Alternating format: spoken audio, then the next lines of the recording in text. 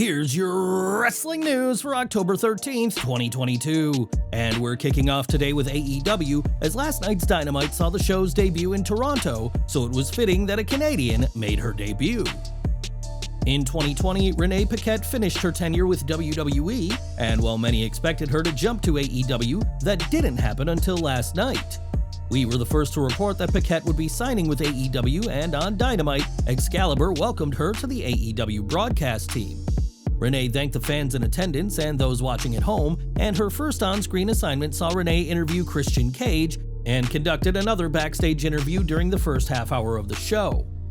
On Twitter ahead of the show, Tony Khan confirmed Renee's arrival, saying that the former WWE commentator is all elite, and it has been reported that Paquette has signed a one-year contract. Renee's debut for some has been a long time coming, as rumors of her arrival have been around for as long as her husband Jon Moxley has been with AEW, so over a year before she left WWE. On Twitter, some fans poked fun at the fact that another WWE name is now with AEW and shared an image from WWE Backstage featuring Paquette, Samoa Joe, Adam Cole, CM Punk, and Saraya, saying that AEW Backstage is now complete. Renee wasn't the only prominent Canadian in town, as Fightful has now reported that former WWE superstar Jacques Rougeau was also backstage. Best known for his time as the Mountie, Rougeau briefly held the Intercontinental Championship during his days as the law enforcement officer and was a four-time World Tag Team Champion. It makes sense that there was a large Canadian presence at this week's AEW debut in Toronto, but there's no word on if Jacques has a deal with AEW. As for Renee and whether she will don the headset in AEW like she did as a Raw commentator, only time will tell, but this is a very smart signing for Khan to make.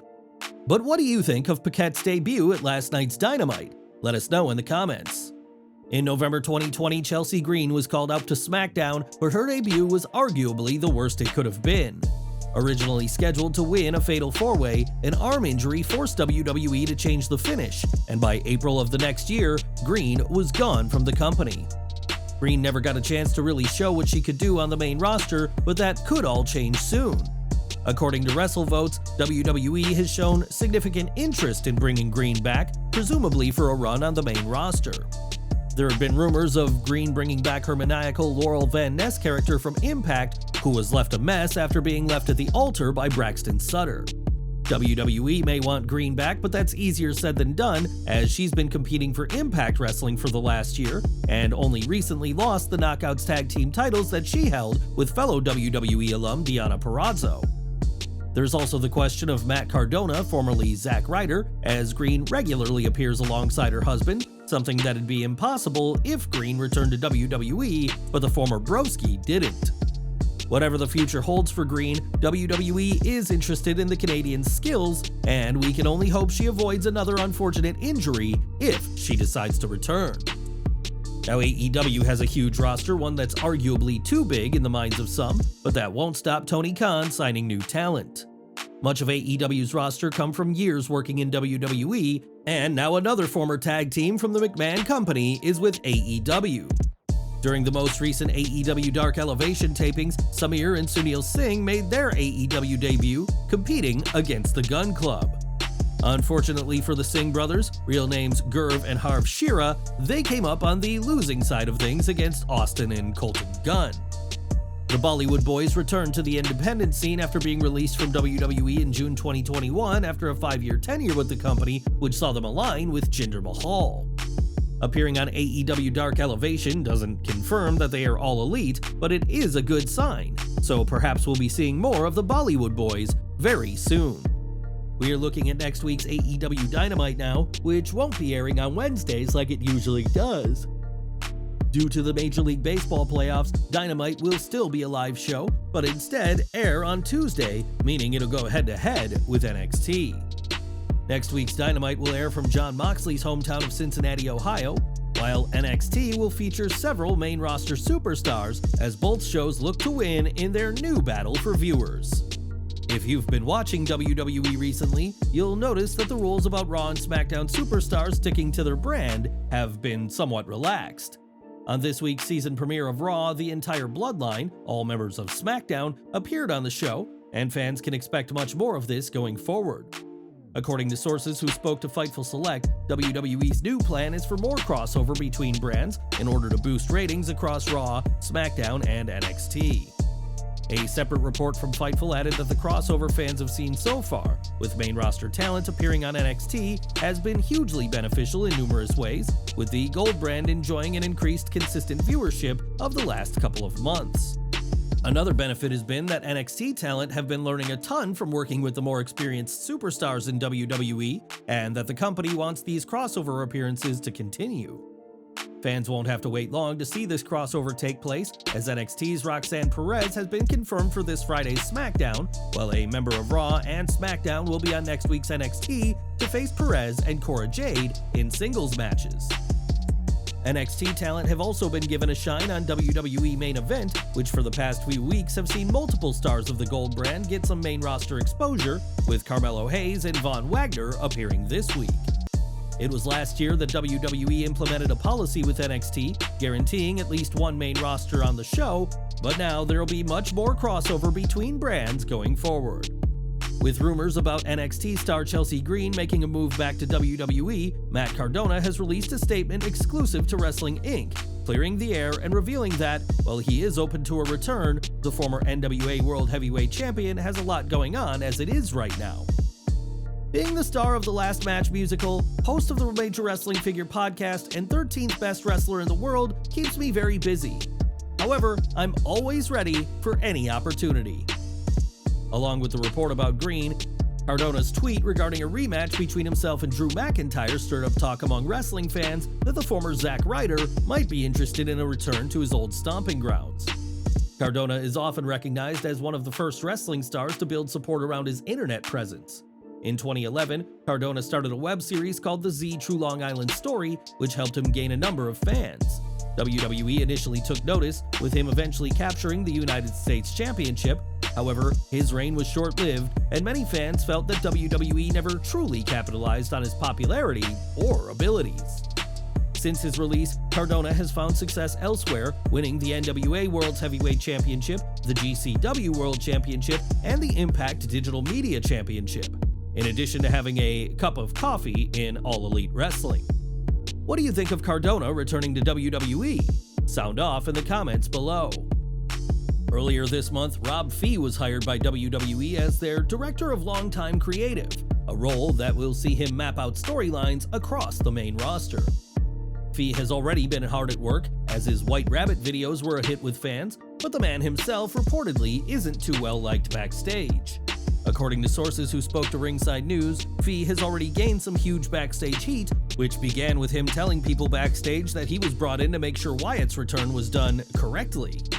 Those already in WWE were reportedly not thrilled with the new hiring, saying that none of them could have done Bray's return right, and Fee is also reported to have taken a ton of credit for Wyatt's comeback.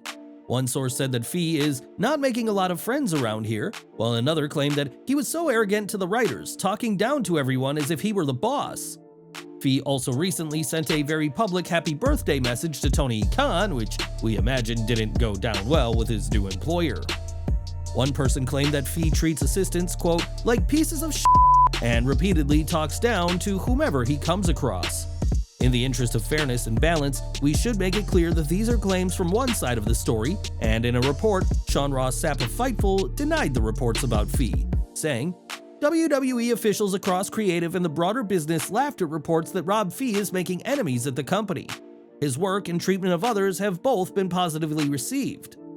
Whatever the case may be, Fee is with WWE, and after the success of his White Rabbit videos and Bray Wyatt's return, we doubt the company is looking to part ways with the former Marvel Comics writer. During this week's Raw, the Good Brothers returned to WWE, despite Carl Anderson currently holding a title with New Japan Pro Wrestling.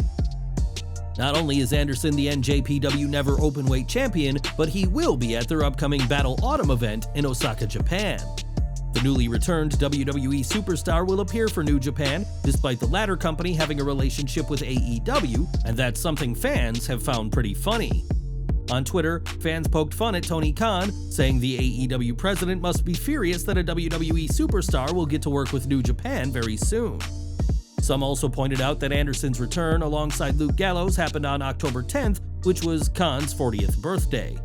Tony Khan has always celebrated companies working together, even co-hosting the AEW New Japan Forbidden Door event earlier this year, but we doubt he's thrilled about WWE's Carl Anderson stepping through that very same door.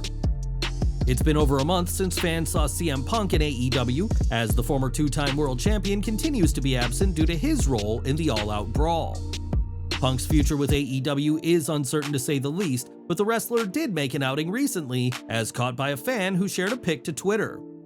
CM Punk is still with AEW, at least for the time being, but with the investigation into the fight reportedly being delayed because of one person threatening a lawsuit, it may be a very long time before we learn his fate.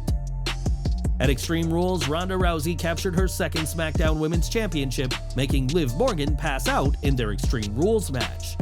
The match saw Morgan try and hold her own against the UFC legend with a series of weapons, which didn't sit right with Jim Cornette. Speaking about the match on the Jim Cornette Experience, the veteran wrestling personality argued that it made no sense for the face to use the weapons.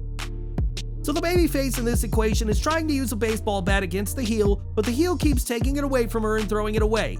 But God, I want to take drugs. How about a new drug? One that won't make me watch wrestling. Co-host Brian Last asks, what drug is that? Whatever drugs these people are fucking taking.